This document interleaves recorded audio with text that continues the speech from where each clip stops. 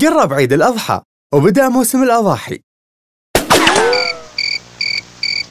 قبل كل شيء، الأضحية لابد أن تكون متوافقة مع الشروط الشرعية وسليمة من العيوب، فما تصير عرجاء، عوراء، مريضة أو هزيلة. وأيضاً لابد أنها تكون في سن معين، وتقدر تعرف سنها من أسنانها، هل هي جذع، ثني، رباع، سديس أو جامع.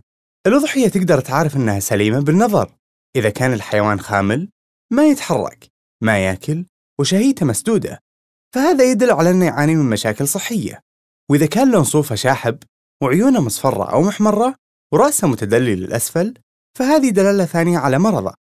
وممكن أيضاً تفحص الأضحية باليد، وذلك بأنك تلمس تحت رقبتها، مقدمة الصدر، ظهرها أو ذيلها، لتتأكد من عدم وجود أي جروح، دمامل، خراريج أو تورمات.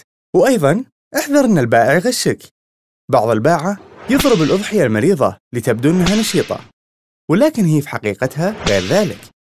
وبعضهم يرفع الأضحية من الأمام ليعطي انطباعاً خادعاً بأنها سمينة. وبعضهم ممكن يبدل الأضحية بعد شرائها بأضحية أقل ثمناً أو مريضة. باختصار، خليك ذكي عند الشراء. يفضل أن يكون الذبح في المسالخ المخصصة والمرخصة. ليش؟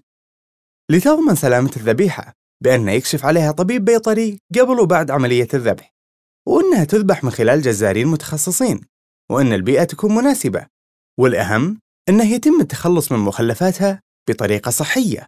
لكن إذا بغيت تذبح في البيت، هذه بعض النصائح اللي راح أكيد تفيدك. لا تطعم الأضحية قبل الذبح ب 12 ساعة، وشربها الماء بكثرة لتقلل الفضلات في أمعائها. استخدم سكين حادة، ووجه الذبيحة ناحية القبلة، وسم بالله، وتأكد من قطع القصبة الهوائية والأوداج والمريء ليخرج الدم بسرعة وتريح الذبيحة. وانتبه من قطع أمعاء وكرش الذبيحة حتى ما تخرج الفضلات ويتلوث اللحم. بعد سلخ الذبيحة، اغسلها بماء نظيف صالح للشرب حتى تزيل أي فضلات عالقة. وبعد تقطيعها، احفظها في عبوات وأكياس بلاستيكية حتى تحميها من الغبار والتلوث. هذه نصائح بسيطة لشراء الأضحية وذبحها، وفي موقعنا زيادة. حطها في البال واستمتع بعيدك. هيئة الغذاء والدواء، بالأهم نهتم.